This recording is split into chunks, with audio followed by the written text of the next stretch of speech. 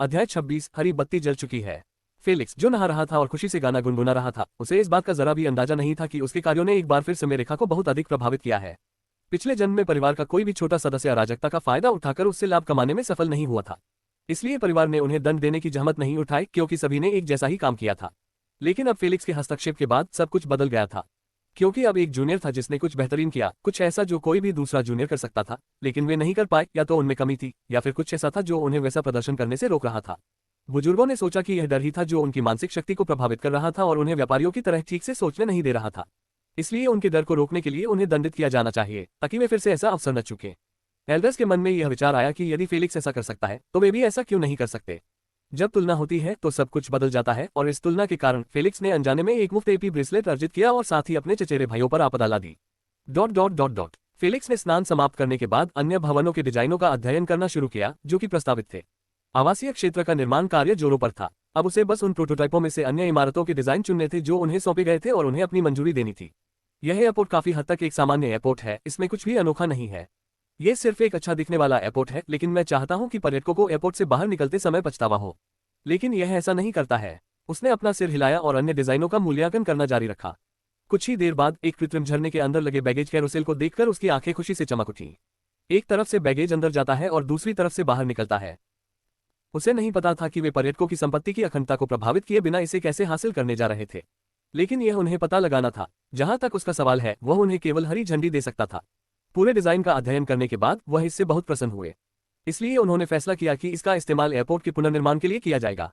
उन्होंने डिजाइन को मंजूरी दे दी और बंदरगाह पर चले गए। वह इसे खोलने के लिए काफी उत्साहित थे, क्योंकि बैरी ने दावा किया था कि उनके पास दुनिया भर में 10 बंदरगाह हैं। यह क्या बकवास है। इसमें पुराने डिजाइन से कुछ भी नया नहीं जोड़ा गया है या हटाया नहीं गया है, केवल पेंट के रंग का अंतर है। अपेक्षाएं जितनी अधिक होती हैं, निराशा भी उतनी ही अधिक होती है। फेलिक्स ने तुरंत अपना आपा खो दिया जब उसने देखा कि केवल रंग में अंतर था, काले और लाल से लेकर पीले और लाल तक। क्या मैंने उस गंजे को अपना रंग रोगन करने के लिए रखा था? जैक, उसे 10 मिनट के अंदर यहां आने का आदेश दो। अगर नहीं तो वह अपना सामान बांधकर भाग सकता है। क्रोधित होकर फेलिक्स ने अपने पीछे खड़े जैक को निर्देश दिया। आखिरकार उन्होंने उन्हें डिजाइन सौंपने के लिए 1 महीने से ज्यादा का समय दिया। साथ ही उन्होंने जो भी सामग्री मांगी उसे भी सौंप दिया। फिर भी इस डिजाइन के बारे में एकमात्र अलग बात पेंट का काम था, जिसे एक बच्चा भी कर सकता है। ठीक है युवा स्वामी, यह काम हो जाएगा, जैक ने अपना फोन डायल करते हुए जवाब दिया। फेलिक्स ने वे 10 मिनट अन्य डिजाइनों का अध्ययन करने में बिताए। 8 मिनट बाद, युवा स्वामी, क्या आपने मुझे बुलाया था? बैरी ने आराम से कमरे में प्रवेश किया। उसे यह नहीं मालूम था कि वह बड़ी मुसीबत में फंस गया है। यहाँ आओ बैरी, और यह डिजाइन देखो जो तुमने मुझे दिया है। अगर तुम सिर्फ रंग बदलने जा रहे हो तो तुम्हें कम से कम मुझे बताना चाहिए था, ताकि मैं बंदरगाह के लिए ज्यादा उपयुक्त रंग चुनने में तुम्हारी मदद कर सकूं। आखिरकार यह एक बहुत ही मुश्किल काम है और मैं नहीं चाहता कि तुम्हें बहुत ज्यादा तकलीफ हो। फेलिक्स ने उसे बंदरगाह का डिजाइन दिखाते हुए व्यंग्यात्मक ढंग से जवाब दिया। बैरी को यह एहसास होने के बाद पसीना आने लगा कि उसका डिजाइन फेलिक्स को पसंद नहीं आया। उसने अपनी पसीने से भीगी हथेलियों को आपस में रगड़ा और समझाया, युवा स्वामी, ऐसा नहीं है कि मैं आलसी हूं और बंदरगाह को फिर से बनाना नहीं चाहता, बस ऐसा करने की वास्तव में कोई जरूरत नहीं है। पिछला डिजाइन बिना किसी दोष के एकदम सही था। बंदरगाह में केवल एक ही कमी थी कि उपकरणों पर जंग लगी हुई थी, साथ ही कुछ ऐसे भी थे जिन्हें या तो बदलने या मरम्मत करने की जरूरत थी। नवीनतम अध्याय NOAL को पढ़ें। उसने शर्मिंदगी से अपने गंजे सिर को रगड़ा। इसलिए मैं किसी ऐसी चीज को फिर से बनाने में संसाधन बर्बाद नहीं करना चाहता था जो पहले से ही इस द्वीप का हिस्सा बनने के लिए पर्याप्त अच्छी थी। ये पूरी तरह से उन संसाधनों की बर्बादी है जिनका इस्तेमाल दूसरी इमारतों में किया जा सकता था। इसलिए मैंने मूल डिजाइन को छुए बिना ही उस पर रंग रोगन का काम कर दिया। मैंने पहले ही सभी खराब उपकरणों को ढूंढ लिया है जिन्हें बदला जाना है और उन्हें इस नोटबुक में डाल दिया है। कृपया इसे ले जाए, यहाँ बहुत सारे उपकरण हैं। उसने अपनी जेब से एक छोटी नोटबुक निकाली और फेलिक्स को थमा दी। ठीक है, आपने अपनी बात तो कह दी, फिर इस पर संसाधन बर्बाद करने की कोई जरूरत नहीं है। बजट होटल या हवाई अड्डे को दे दीजिए, उन्हें जितना संभव हो सके उतना चाहिए। फेलिक्स का गुस्सा तुरंत कम हो गया जब उसने अपनी वजह समझी। फिर उसने नोटबुक खोली और उसमें दर्जनों उपकरण देखे जिन पर लाल रंग से लिखा था और उनके बगल में लिखा था, बदलाव की जरूरत है। यह क्या बकवास है? हमारे पास 20 से अधिक उपकरण क्यों हैं जिन्हें बदलने की आवश्यकता है?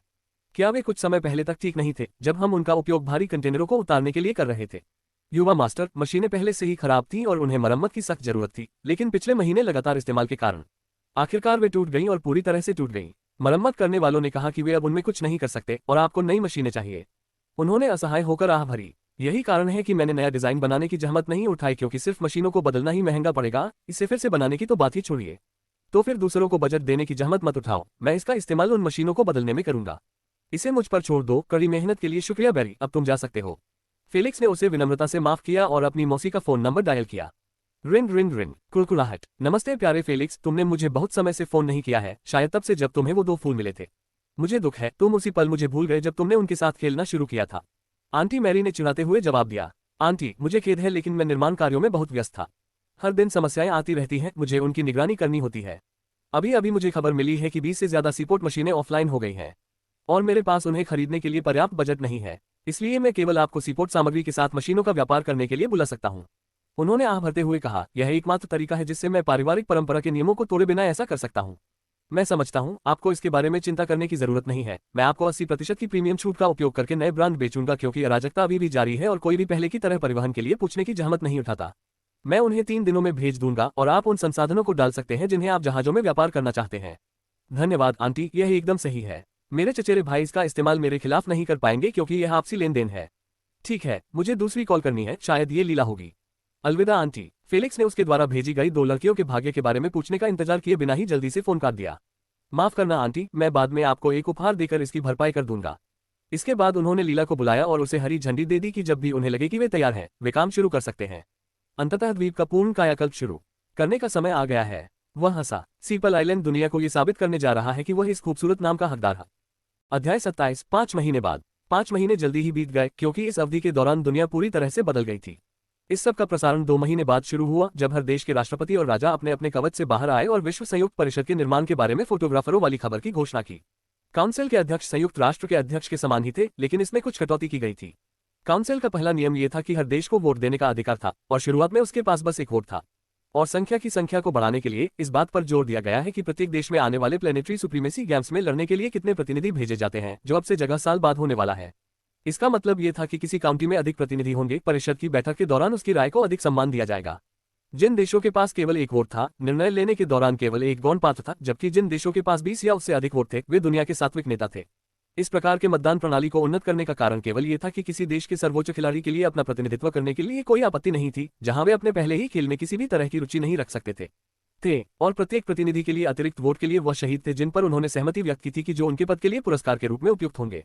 यह नया मतदान प्रणाली, जो निर्माता की संख्या पर प्रतिबंध था, प्रत्येक देश के भीतर उन्माद को कम करने में सफल रही तथा वह विशेष रूप से अपने कनिष्ठों को आश्वस्त करने के लिए और उन्हें अपनी शक्तियों का अनुभवहीन उपयोग करने के लिए प्रशिक्षण देने के लिए शिविर प्रारंभ करने का प्रयास किया गया, ताकि वे विश्व प्रतिनिधि युद्ध के दौरान वैभव का हिस्सा बन जाएं। विश्व परिषद के गठन की घोषणा के बाद उन्होंने जो पहला निर्णय लिया वह यह था कि उन्होंने ब्रेसलेट स्ट्रीमिंग सुविधा का उपयोग करके यूनिवर्स के बारे में जनता के लिए सारी जानकारी प्राप्त करने की घोषणा की। उन्होंने इसका उपयोग TV channel, internet, video, social media आदि सभी ज्ञान प्रसारण के लिए किया। वे चाहते थे कि हर कोई जाने कि पृथ्वीवासियों का भविष्य कैसा है और विशेष रूप से उन्हें इस तथ्य को स्वीकार करने के लिए प्रेरित करे कि एक नया युग उनके सामने है। जैसे ही यह खबर जनता तक पहुंची, हर देश के अंदर एक उन्मादपूर्ण पागलपन और उत्साह पैदा हुआ। निश्चित, ऐसा कौन होगा जो उत्साह से भर न जाए जब उसे पता चले कि वह किसी फिल्म या गेम की तरह की महाशक्तियां प्राप्त कर सकता है और भूमिका को नियंत्रित कर सकता है। कौन ऐसा होगा जिसे ये देखकर गर्मी महसूस नहीं होगी कि वह एक आभासी वास्तविकता में प्रवेश कर सकता है जिसमें 100% सिमुलेशन है, जबकि वह विभिन्न प्रकार के अवमानवों और अन्य जातियों को देख और उनसे मिल सकता है जिनके अस्तित्व के बारे में उसे पहले पता भी नहीं था। इंटरनेट पर लोगों द्वारा सुप्रीमेसी गेम्स प्लेटफॉर्म के पुराने गेमों की क्लिप और वीडियो के कुछ हिस्सों को साझा करने की होड़ मच गई। मनुष्य एक दूसरे पर क्रूर तरीके से आक्रमण करने के लिए तूफान बुलाते हैं और सुनामी उत्पन्न करते हैं। सैकड़ों लोगों को एक ऐसे द्वीप पर छोड़ दिया जाता है जहां केवल एक ही जीवित बच सकता है तथा विभिन्न प्रकार के और भी खेल जो हर किसी की कल्पनाओं को प्रसन्न करते हैं। हे भगवान, यह आदमी एक उप ड्रैगन में बदल गया और अपने मुंह से आग उगलने लगा। बहुत अच्छा, मैं भी ऐसा करना चाहता हूँ। आई हैव ड्रैगन डोनर द्वारा टिप्पणी की गई। मुझे लगता है कि हम सभी उनके जैसा ही कर सकते हैं।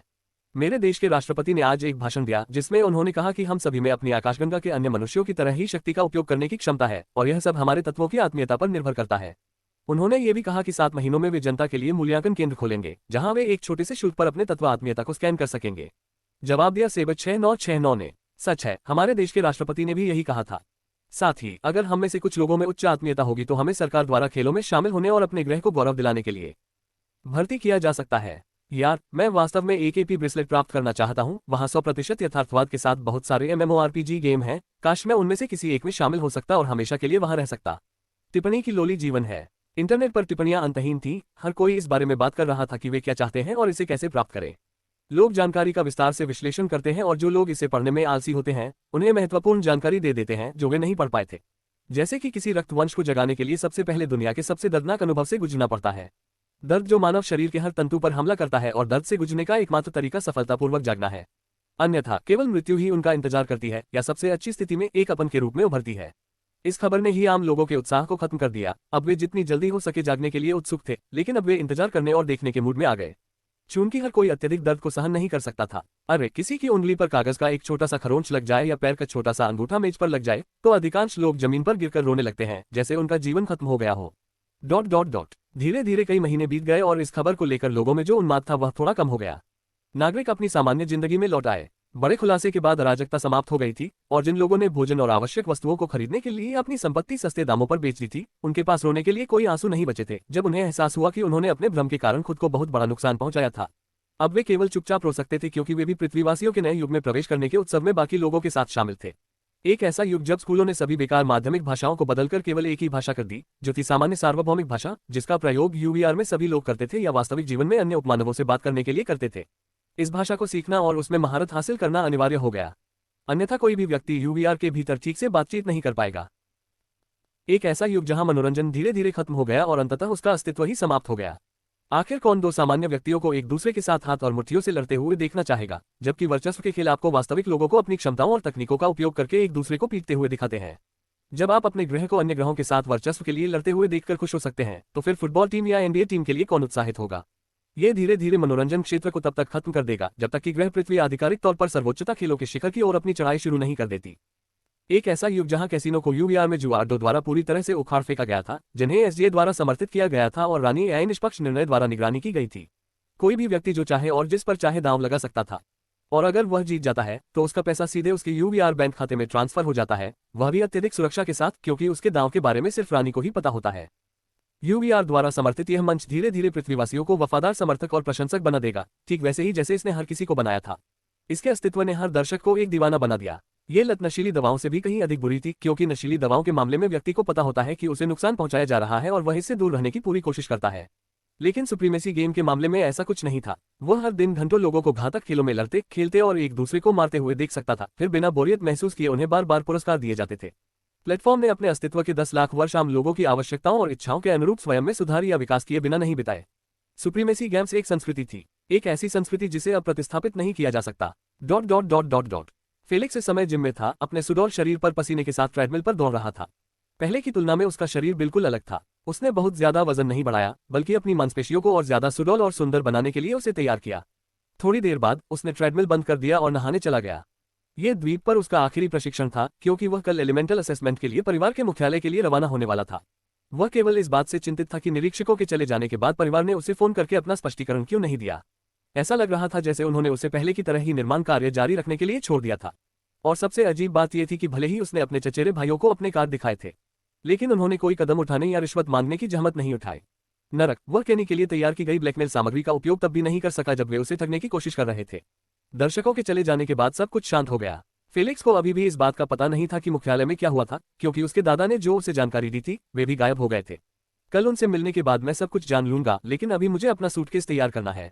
एक नए फेलिक्स आकलन की ओर बढ़ रहा था, एक ऐसा संस्करण जो हर किसी को अपने जीवन का सबसे बड़ा सदमा दे सकता था। अध्याय 28, मुख्यालय पर पहुंचना।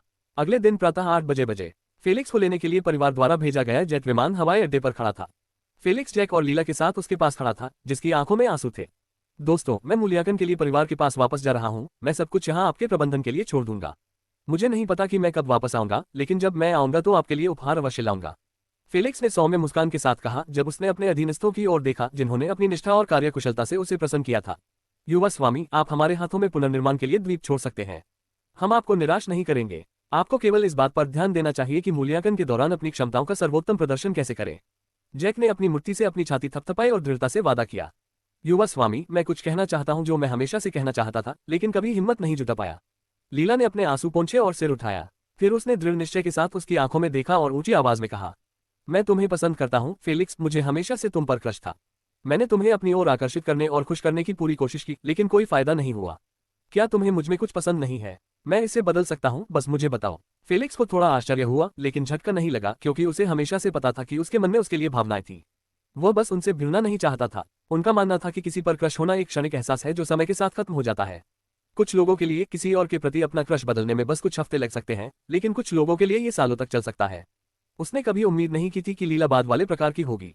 लीला, तुम में कुछ भी गलत नहीं है। तुम सुंदर हो, होशियार हो, विचारशील हो और जब जरूरत हो तो सख्त भी हो।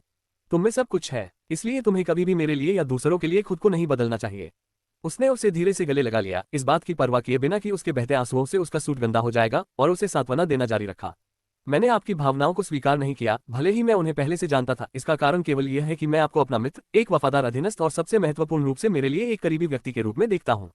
और मैं वास्तव में नहीं चाहता कि आप अपना जीवन मेरे पीछे भागने या मेरा इंतजार करने में बर्बाद करें। मैं अपने दोस्तों के प्रति इतना निर्दयी नहीं हो सकता। उसने अपनी उंगलियों से उसके गालों से आंसू पोंछे और ईमानदारी से कहा, तो प्लीज लीला, मुझ पर एक एहसान करो और अपने ऊपर भी। और इस प्यार को छोड़ दो। एक अच्छा आदमी ढूंढो जो हमेशा तुम्हारे साथ रहेगा और तुम्हारा साथ देगा। तुम इसकी हकदार हो। थोड़ी देर बाद उसने उसे अपने आलिंगन से मुक्त किया और गर्मजोशी से मुस्कुराते हुए कहा, मैं अब जा रहा हूँ। मुझे फोन करके द्वीप की स्थिति के बारे में जानकारी देना, ठीक है? हाँ युवा स्वामी, मैं ये सुनिश्चित करूंगी आपकी यात्रा सुखद हो। लीला ने फेलिक्स की ओर सिर झुकाते हुए उत्तर दिया। उसकी भावनाएं अभी भले ही खत्म न हुई हो, लेकिन समय के साथ धीरे धीरे वे मिट जाएंगी, जब तक कि केवल दोस्ती की भावनाएं ही शेष न रह जाएं। अच्छा, अपना ख्याल रखना दोस्तों, मैं यथासंभव फोन करने की कोशिश करूंगा। अलविदा। फेलिक्स ने विदा ली और जेट में प्रवेश किया। स्टीवर्ड ने उसके पीछे का दरवाजा बंद कर दिया और पायलट को उड़ान भरने का संकेत दिया। ये दोनों पक्षों के लिए सबसे अच्छा था। फेलिक्स फिलहाल किसी के साथ रिश्ते में आने के विचार के लिए तैयार नहीं था, क्योंकि वह एक साधारण तथ्य को समझता था, उसका आगे का रास्ता पहले से ही कठिन था और वह अपने ऊपर एक और बोझ नहीं उठाना चाहता था। उन सब में सबसे बड़ा बोझ तो पहले से ही उसके ऊपर था, जो था हंसना। इसलिए उसने अपनी इच्छाओं को केवल एक रात के संबंध से पूरा करने की योजना बनाई, इससे ज्यादा नहीं, इससे कम भी नहीं। मैक्सवेल परिवार की गगनचुंबी इमारत की 20वीं मंजिल। फेलिक्स भयभीत होकर अपने सभी चचेरे भाइयों को देख रहा था जो उससे पहले गए थे। उनमें से हर एक के चेहरे पर घृणा के भाव के साथ एक भावशून्य भाव था जब वे फेलिक्स को देख रहे थे जो अभी अभी लिफ्ट से बाहर निकला था। ये गतिरोध 5 मिनट तक चलता रहा। फेलिक्स को सांस लेने या 1 इंच भी हिलने की हिम्मत नहीं हुई, क्योंकि उसके 40 या उससे ज्यादा चचेरे भाई उस पर जानलेवा नजरें गड़ाए हुए थे। ये स्पष्ट था कि वे उसे पीट पीट कर मार डालना चाहते थे। उनके साथ शरारत करने के उनके पहले के विचार धुएं में उड़ गए। अब वह केवल यही करना चाहता था कि उन पागल कुत्तों से जितना हो सके उतना दूर रहे जो उस पर झपटने वाले थे। अचानक फेलिक्स के पीछे लिफ्ट खुल गई। उसने धीरे से अपना सिर घुमाया, उसे चिंता थी कि वह अपने चचेरे भाइयों के बीच फंस जाएगा। लेकिन जब उसने देखा कि दरवाजे से कौन निकला तो उसने राहत की सांस ली। अरे बदमाश, जब मैं तुम्हें इमारत में इधर उधर ढूंढ रहा था तब तुम यहीं छिपे थे। फेलिक्स के दादाजी ने तुरंत उसे डांटना शुरू कर दिया। अब यहाँ आओ और मुझे विस्तृत विवरण के साथ बताओ कि तुमने रिजॉर्ट होटल को कैसे पुनर्जीवित किया, जिसे कोई भी पुनरुद्धार परियोजना के रूप में लेने की हिम्मत नहीं कर सका। उसने अपनी आंखों में छिपी चमक के साथ कहा, हे तुमने मुझसे ऐसी जानकारी छिपाने की हिम्मत की जिससे मैं उन मूर्खों के सामने अंधा हो गया जिन्होंने मुख्यालय लौटते ही मुझे बधाई देना शुरू कर दिया। यह बहुत अपमानजनक था कि आपको बधाई दी गई जबकि आपको पता ही नहीं था कि वे किस बारे में बात कर रहे थे। अब देखते हैं कि आप उन गुस्साई भीड़ से कैसे निपटते हैं जिन्हें आपकी वजह से मौत के घाट उतार दिया गया। फेलिक्स को पता था कि उसके दादा ने उसके साथ धोखा किया है, क्योंकि जब उसके चचेरे भाइयों ने होटल का जिक्र किया तो उनके चेहरे पर बहुत अधिक ठंडक आ गई थी। उसे नहीं पता था कि वे उस पर क्यों गुस्सा थे, लेकिन उसने अंदाजा लगाया कि परिवार ने उन्हें सजा दी थी क्योंकि उसने हंगामे के दौरान शानदार प्रदर्शन किया था जबकि वे कुछ नहीं कर रहे थे। वह ये नहीं जानता था कि किस सजा ने उन्हें इस घृणित रूप में बदल दिया। खांसी, दादाजी आप बिल्कुल सही समय पर आ गए। चलिए, मैं आपको रास्ते में द्वीप के पुनर्निर्माण के बारे में जानकारी देता रहूंगा। जैसे ही फेलिक्स ने बात खत्म की उसने पलटा और एस्केप की ओर भागा। लिफ्ट का उपयोग करने की गुप्त तकनीक नहीं मिली। उसे पता था कि जब तक लिफ्ट खुलेगी तब तक वह खून से लथपथ हो जाएगी। उसके चचेरे भाई और दादाजी अचंभित ने उसे बेशर्मी से भागते हुए देखा। उसके दादा को पीछे जाने का कोई पछतावा नहीं था। क्या मजाक है, उसके दादा ने अपना बदला लेने के लिए ये सब बनाया था। फेलिक्स को शायद ये पता नहीं था, लेकिन उसे लग रहा था कि उसके दादा के हाथ में है। आखिरकार उसने उसे अपनी स्वीकृति के बारे में जानकारी देने के लिए पहले फोन किया था और न ही भीड़ को गुस्सा दिलाया था जो उसे पीटने के लिए कभी बेताब था। बम! अचानक वे फेलिक्स के सूटकेस के तेज गति से उछल गए। अरे उसे मत देना। अगर मैं सैकड़ों कॉकरोचों के साथ बंद होने के बाद अपनी दबी हुई भावनाओं को बाहर निकालने के लिए उसे पीटती नहीं तो मैं फिर कभी साथी नहीं रह पाऊंगी। बालों वाली एक खूबसूरत युवा लड़की ने अपनी उंगली से आभूषण की सजावट की। वही, मुझे दादाजी से एक कमरे में बंद कर दिया गया था। उनकी बात ही सुनी थी कि मैंने अपने माता पिता के सामने कई बार अपनी पैंट में पेशाब कर दिया था। इस तरह का अपमान केवल उनकी कुछ अंगुलियों से ही हुआ था। ईमानदारी से कहूं तो मुझे समझ नहीं आता कि तुम लोग पागल हो रहे हो। मुझे सपन से डर लग रहा था, लेकिन अपने सजा की वजह से मैं इस पर भरोसा पा सका और यहाँ तक कि एक दोस्त भी बन गया। बोलो हाय चाली। छोटा छोटा काला बाल वाला एक युवा अपनी बाह पर वीटिसाइप लपेटे हुए किशोर साथियों से नजरें चुराए और फुफकारते हुए आवाजें उठाते हुए बोला। जैसे ही सबने उसे यह कहा सुना वे सब चिल्ला उठे। चुप रहो केनी। डिस्कवर NOVA-Album.com पर अपडेट किया गया उपन्यास। हम सभी जानते हैं कि स्यापों से पुरावशेष दरिंदे मिले थे। किसी ने इसके लिए गश्त नहीं की थी, केवल यही कारण है कि कोई भी वास्तविक रूप से नहीं जानता कि आप वास्तव में किससे पवित्र हो। इसलिए कोने में जाओ और जाओ, हमें अपना काम करने दो, नहीं तो हम पहले वार्म अप के तौर पर सीधे सीधे सलाह देंगे। एक सावंत सुंदरी ने केनी को मानक डंका धमकाया। भगवान ही जानते हैं कि उन्हें ऐसी गुंडागर्दी करने के लिए क्या क्या सहना पड़ेगा। केनी की कोमल मुस्कान को देखकर उनके चेहरे पर अजीब सी झलक देखने को मिली। उन्होंने पीछे हटते हुए कहा, तुम लोग मेरी बात पर ध्यान मत दो, मैं तो बस अपनी बकवास कर रहा था। जाओ और फेलिक्स का पीछा करो, वह शायद पहले ही भुगतान कर चुका है। हॉन्फ, ये बेहतर है। सभी लोग अलग अलग हो और पूरे मुख्यालय की दुकान ले। वह बिल्डिंग से बाहर नहीं निकलेगा, और अगर वह बाहर भी निकल गया तो हम उसे बिना पीटे वापस अंदर नहीं आएंगे। हटो। मोटे बालों वाली लड़की ने अपना हाथ हिलाया। सभी ने एक मंजिल बनाए और उसे रेंच निकले पड़े। कुछ लोग उठाए गए तो कुछ उदाहरणों से। सबसे महत्वपूर्ण बात यह थी कि आज फेलिक्स को किसी भी कीमत पर भुगतान किया गया था। अध्याय 29:1 बनाम 38। फेलिक्स बिना खिलाए बिल्डिंग की छत की ओर भाग गया। ऐसा लग रहा था कि होटल की सीढ़ियां चढ़ना काफी आसान था। हालांकि भले ही उसकी सहनशक्ति धीरे धीरे कम हो रही हो, फिर भी वह लगातार 3 दिन तक दौड़ने में सक्षम नहीं होगी, क्योंकि 3 दिन बाद आयोजन की योजना बनाई गई थी। इस झंझट से उसे निकालने वाले सिर्फ परिवार के बड़े बुजुर्ग और बुजुर्ग लोग ही थे। हालांकि वे ऐसा करने की जहमत नहीं उठाएंगे। हो गया है कि वे इस दृश्य का मजा देख सकते हैं। वे तब तक हस्तक्षेप नहीं करते जब तक कि उन्हें खतरा न हो। इसके अलावा कुछ और भी करने की जरूरत थी। इसका मतलब ये था कि फेलिक्स के पास एकमात्र विकल्प उनके साथ लुकाछिपी खेलना था, ताकि वे अपनी सेना को बड़े पैमाने पर इलाके को कवर कर सकें। यदि वे ऐसा करते हैं तो उन्हें अपने युद्ध कौशल पर पूरा भरोसा था कि वे अकेले ही उनसे कम से कम 5 को हरा सकते थे। मुझे उन 3 दिनों के दौरान अभी भी खाना, शौच और सोना है। इस समस्या को लेकर उसकी परेशानी बढ़ गई, जिससे उसका जीवन और भी मुश्किल हो गया। उसे समझ आया कि उसका चचेरा भाई भी मूर्ख नहीं है, जो इस समस्या को नहीं देख पा रहा है। इसका अर्थ ये था कि वे कुछ सेनाओं को महत्वपूर्ण चौकियों, रेस्तराओं और कैफेटेरिया की रक्षा के लिए छोड़ देंगे, क्योंकि उनके पास के भवनों के शौचालयों की रक्षा के लिए बल सुविधाएं नहीं थी। मुझे उनकी स्थिति के बारे में रिपोर्ट करने के लिए एक बेहतर व्यक्ति की आवश्यकता है। उसने ओलिविया के भावशून्य चेहरे के बारे में सोचा जब उसने पहली बार उसे देखा और अपना सिर हिलाया था। भूल जाओ काया, वह कितना भी दोस्त क्यों न हो, इस बार वह मुझे पीटना चाहता है। मैं उसके बारे में उस पर भरोसा नहीं कर सकता। इसलिए उसके पास केवल एक ही विकल्प था कि वह सीधे कैफेटेरिया में जाए, जो 40वीं मंजिल पर था, और वहां से कुछ खाना चुरा ले, ताकि वह 3 दिन तक जीवित रह सके, इससे पहले कि उसका प्रिय भाई उसका उद्धार कर ले। उन्होंने अपनी कहानी की गति को बढ़ाना शुरू कर दिया, एक के बाद एक मंजिल पार करते गए, जब तक कि वे 40वीं मंजिल तक नहीं पहुंच पाए। जैसे ही उसने दरवाजा खोला, 3 तरफ से उस पर लाठियों और घोड़ों पर हमला कर दिया गया। फेलिक्स ने उन लोगों से शांति प्राप्त की जो अपने सिर और अंकुश की ओर बढ़ रहे थे, और बाकी लोगों को उस पर हमला करने के लिए छोड़ दिया गया था। वह कभी भी अपना स्मार्टफोन नहीं छोड़ती, क्योंकि उसे हमेशा लगता था कि उसके चचेरे भाई ने उसे भोजन प्राप्त करने से रोकने के लिए महत्वपूर्ण चौकियों तक का उपयोग करने के लिए कहा है। उनके दावे के दृढ़ बचाव के बाद उन्होंने उस महिला चाचेरी पार्टनर पर प्लास्टिक की थैली से बाहर की यात्रा की कोशिश की, जिसने सबसे पहले अपनी सेना के जूतों का इस्तेमाल करके अपने अंकुश पर प्लास्टिक आधार का इस्तेमाल किया था। वह अपनी बाहें सुरक्षा की मुद्रा में दौड़े और अपनी ओर दौड़े।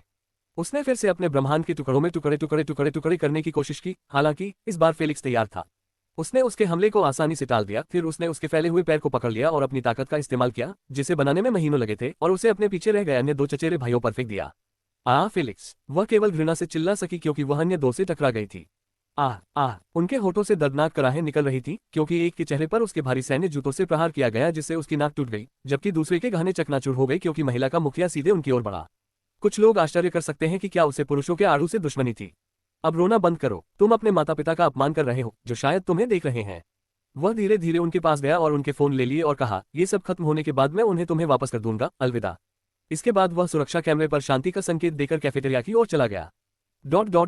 मुख्यालय की सबसे ऊपरी मंजिल पर दर्जनों वरिष्ठ लोग बड़ी टीवी स्क्रीन पर देख रहे थे, जिसमें उनके कनिष्ठ पूरे भवन में खोजबीन करते हुए दिखाई दे रहे थे, और फेलिक्स ने 3 कनिष्ठों को बिना किसी प्रयास के हरा दिया था।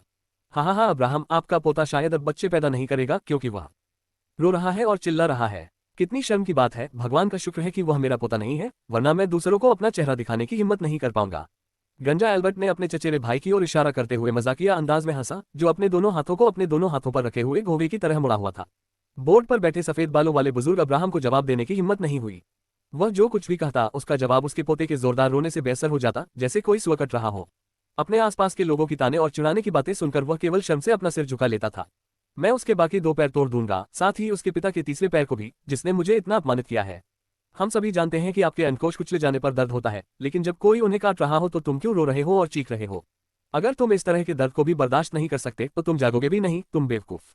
उसने मन ही मन सोचा। दूसरी ओर लिटिल फेलिक्स इस समय सचमुच हिल रहा है। मैं वास्तव में जानना चाहता हूं कि द्वीप पर उसने ऐसा क्या अनुभव किया जिससे वह इस युवा आत्मविश्वासी लड़के में बदल गया।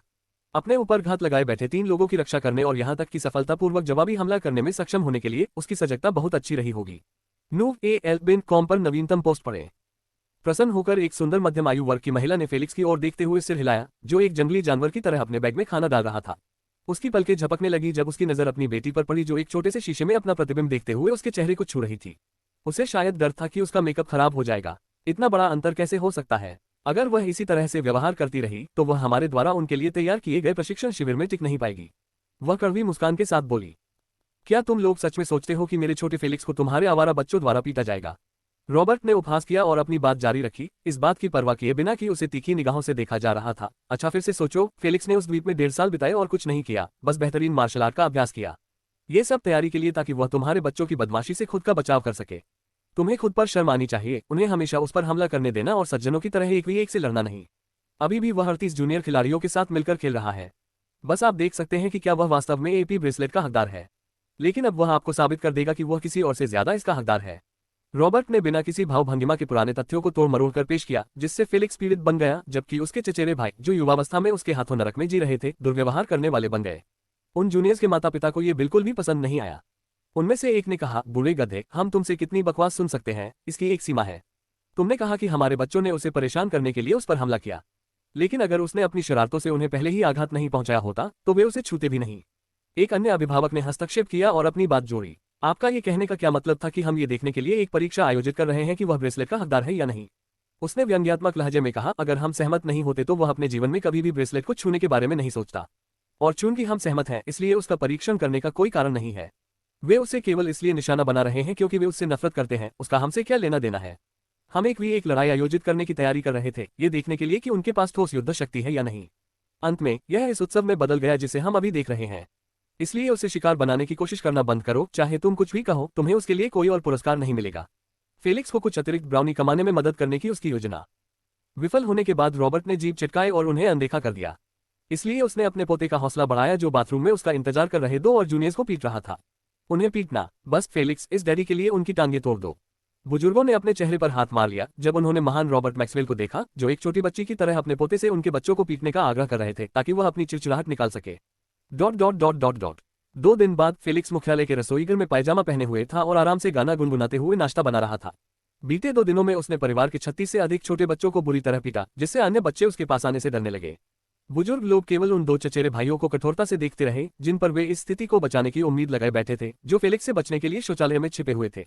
इस समय वे बस यही चाहते थे कि यह नरक समाप्त हो जाए और एल्डर्स मूल्यांकन को तेजी से आगे बढ़ा दें। वे इस निरंतर दबाव से तंग आ चुके थे कि फेलिक्स उन्हें ढूंढकर पीट सकता था। उनके मन में अब परिवर्तन लेने का कोई विचार नहीं था, वे बस शांति की चाहत चाहते थे। परिवार के उच्च वर्ग ने अंततः इस शर्मिंदगी से तंग गया इस उत्सव को निषेध का निर्णय लिया। रॉबर्ट और एल्बर्ट ने उनका काफी अपमान किया था, जो एक भयानक जोड़ी थी। कल ही एक बुजुर्ग को गुस्से से खून की उल्टी हो गई थी, क्योंकि जब उसका पोता फेलिक्स से बचकर भाग रहा था, तब उसने अपनी मां के सामने उन लोगों का अपमान किया था। उन दुष्टों ने किसी को भी सुरक्षित नहीं निकाला, हर किसी ने उनके अपमान का शिकार किया, और उनके पास जवाब देने का कोई रास्ता नहीं था, क्योंकि फेलिक्स की तुलना में उनके बच्चों ने वास्तव में बहुत ही शर्मनाक प्रदर्शन किया था। तुलना मॉडल बहुत सस्ती थी, बस निर्णय लेने के बारे में काफी कुछ देखना है। फेलिक्स शीर्ष स्तर का आंकड़ा है, अगर उसके पद से अच्छा संबंध है तो इसमें भारी निवेश शामिल होगा, जबकि अन्य को इस घटिया प्रदर्शन के कारण छोड़ दिया जाएगा। वास्तव में एक बनाम 38 में हारना, मैं पहले से ही सुन सकता हूं कि दुनिया हमारे परिवार पर हंस रही है, अगर हम उन्हें इस तरह से अपना प्रतिनिधित्व करने के लिए भेजें। अब्राहम ने शुरुआत में भारी और अपने बगल में स्थित नौकर को आदेश दिया, घोषणा करो, उन्हें 35वीं मंजिल पर इकट्ठा होने के लिए कहो। यहीं पर हम उनके तत्व संबंध का चित्रण करेंगे। मुझे आशा है कि यह उनका युद्ध अनुभव बुरा नहीं होगा। अरे, हमने उन्हें छोटी उम्र में ही बिना किसी खर्चे के युद्ध करना सिखाया। समय और मेहनत की बर्बादी, वह मन ही मन कोसा। अध्याय 30, तत्व मूल्यांकन। सभी को 15 मिनट में 35वीं मंजिल पर आरक्षण दिया जाएगा। जो भी व्यक्ति देर से आएगा, उसे आकलन के बारे में भूल जाना चाहिए। प्रत्येक मंजिल पर जूनियर छात्रों के लिए एक पैमाने की घोषणा दोहराई जा रही थी, जो या तो अपनी बेटी का इलाज करा रहे थे, शौचालय में जमीन खोदे गए थे, या जमीन पर जमीन खोदी जा रही थी। जैसे ही घोषणा की गई, वे सभी 35वीं मंजिल की ओर दौड़ पड़े। जो लोग सहमत हो गए थे, उन्हें दस्तावेजों ने अपनी तलाश पर पकड़ बना ली। वे एक दूसरे के परिवार के साथ प्रतिस्पर्धा कर सकते थे, लेकिन फिर भी वे एक थे। इस बीच फेलिक्स ने ये घोषणा तब की जब वह शांत होकर सोशल मीडिया पर अध्ययन कर रही थी। मैंने देखा कि उन्होंने इसे एक दिन आगे बढ़ाने का निर्णय लिया है।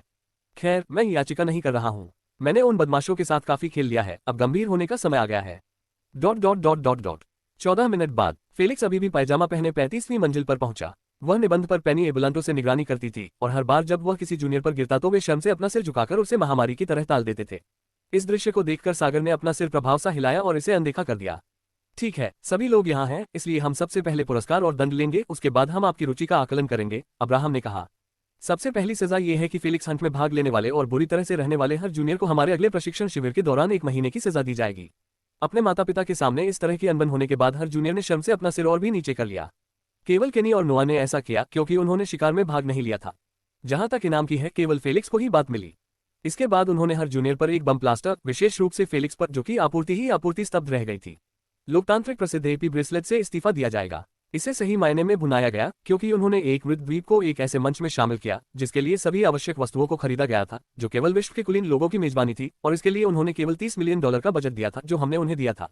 इस शानदार उपलब्धि के लिए कृपा करें। सबसे पहले उन्होंने प्रशंसा की तालियां बजानी शुरू की, और जल्द ही सभी लोग उनकी दावत करने लगे। बुजुर्ग और बुजुर्ग साठगांठ मन से ताली बजा रहे थे, जबकि कनिष्ठ अन्य मन से ताली बजा रहे थे। ऐसा लगता है कि मैंने दुर्लभ श्रेणी के जानवरों को प्राप्त करने की आवश्यकता को पार कर लिया है। फेलिक्स केवल चित्र उनकी प्रशंसा स्वीकार कर सकते हैं। कुछ समय बाद ये धीरे धीरे बंद हो गया। फेलिक्स मैक्सवेल, रॉबर्ट मैक्सवेल की पॉट, आओ अपना योगदान प्राप्त करें। अद्यतित अध्याय और नोबल.com। अब्राहम ने अपने बगल में नौकर से एक छोटा काला बक्सा लिया और उसे धीरे से खोला, जिसमें एक दूधिया सफेद मकबरा निकला जो खिड़की से आ रही सूर्य की रोशनी को परावर्तित कर रहा था। फेलिक्स की आंखें तुरंत चमक उठी जब उसने उपकरणों को देखा जो उसे अपने पिछले जीवन की यादों का अंतिम उपयोग करने में सक्षम बना रहा था। वह तेजी से आगे बढ़ा और बुजुर्ग के सामने पहुंच गया। उन्होंने फैमिली मैन्युफैक्चरर्स के कारण एडर सिर झुकाया और छोटा काला बक्सा पकड़ लिया। इसके बाद उन्होंने निर्यातक परिधान और अपने परिवार के बुजुर्गों से लेकर कनिष्ठों तक की तृप्ति भारी सहयोगियों के सामने अपनी कलाई पर ले ली। हर किसी को विशेषाधिकार प्राप्त की अनुमति नहीं थी, भले ही परिवार के पास सेकंड ऑफ इट हो। इसे प्राप्त करने का एकमात्र साधन परिवार में उल्लेखनीय योगदान था। बड़ों के पास ही एक घटना थी, क्योंकि उनका पद आपके लिए पूरे परिवार के प्रति योगदान का प्रतीक था। फेलिक्स के दादा की तरह अकेले ही अपने परिवार को व्यावसायिक साम्राज्य में मिला दिया। ऐसी योग्यता का आकलन कभी भी पुरस्कारों से नहीं किया जा सकता। ठीक है, दंड और पुरस्कार दिए जा रहे हैं। अब आपकी तात्विक आत्मीयता का मूल्यांकन करने का समय है। एल्डर अब्राहम ने समय बर्बाद न करते हुए उन्हें सख्त आदेश दिया। 4 पंक्तियां बनाओ, हर पंक्ति में तुम 10-10 लोग हो जाओ। थोड़ी देर बाद सभी लोग अपनी जगह पर आ गए। 4 बुजुर्गों ने प्रत्येक पंक्ति को सामने रखा और अपने ब्रेसलेट में स्कैनिंग सुविधा को सक्रिय कर दिया और निर्देश दिया, दारा दारा एक एक करके आओ। पंक्ति में सबसे पहले जूनियर आगे बढ़े और उन्होंने अपने हाथ को ऊपर उठाते हुए सजावटी रोशनी पर रखा जो ब्रेसलेट से निकल रही थी। रानी ए आए उन्हें अपने स्कैन के नतीजों के बारे में निरस्ता से जानकारी दी। जाति मानव, लिंग पुरुष, तत्व आत्मीयता वायु, आत्मीयता रेटिंग 9%। जाति मानव, लिंग पुरुष, तत्व आत्मीयता लकड़ी, आत्मीयता रेटिंग 25%।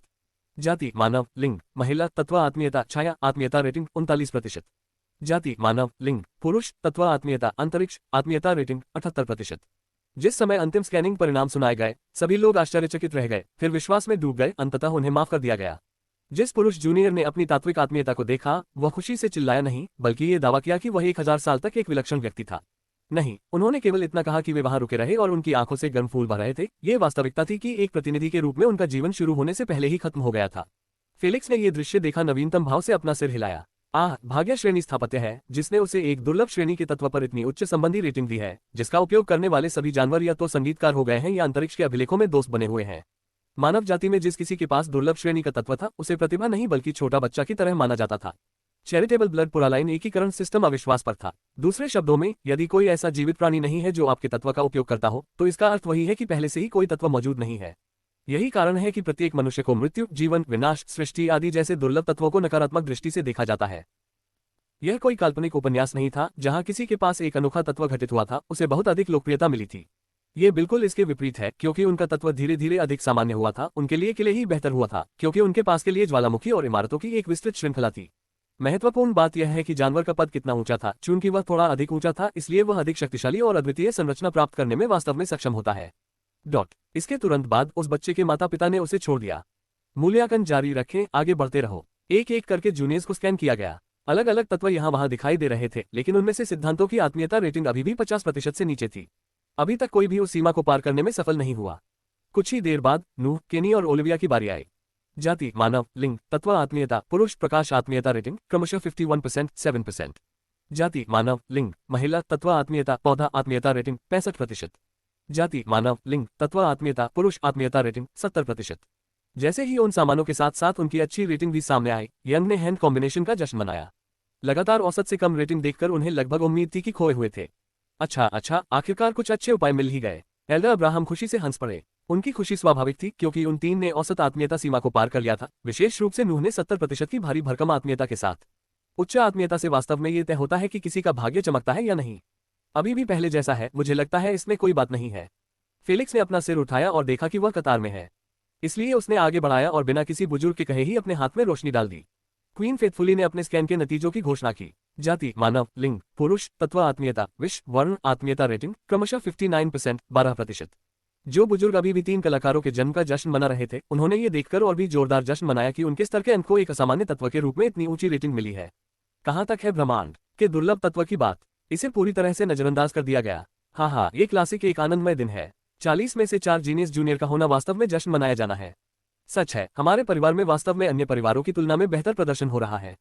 कल ही मुझे पता चला कि अल्बामा राज्य में वोलियन परिवार में केवल एक जूनियर था जो अच्छी आत्मीयता रखता था। हमारे पास 4 जूनियर होने के कारण हम वास्तव में लकी हैं। एल्डर्स बोर्ड की मध्यम आयु वर्ग की महिला ने कहा। शार्लोट, तुम अभी भी अपनी युवा अवस्था की तरह व्यवहार कर रही हो, जासूस कर रही हो और जानकारी मांग रही हो, वह भी बिना किसी के देखने के। अब्राहम ने उसे नकली कहा। तुम्हें क्या पता, अगर हमें हमारी भावी वर्कप्लेस के बारे में जानकारी नहीं है, जो राष्ट्रीय टीम के स्थान के लिए हमारे साथ प्रतिस्पर्धा करेंगे, तो कौन चाहेंगे? तुम हांसी, मैंने जो कहा था उसे भूल जाओ। अब तत्व का आकलन समाप्त हो गया है, आप अपने कमरे में वापस जा सकते हैं। हम आपको कल एक ही समय पर बुलाएंगे ताकि आपको एक ऐसा जानवर वंश दिया जा सके जो आपके तत्वों के आकार का हो, जिससे आप जागे। शुभ रात्रि। धारणा समाप्त होने के बाद अब्राहम ने हाथ हिलाकर उन्हें माफ कर दिया। बुजुर्गों और बुजुर्गों को शुभ रात्रि। सभी अपना जूनियर से लिटिल फ्लेकर अपने स्काई में चले गए। आज रात मैं यूट्यूब में प्रवेश करूंगा, मुझे वहां आए काफी समय हो गया। फेलिक्स ने अपने कमरे की ओर जाकर उत्सुकता से सोचा।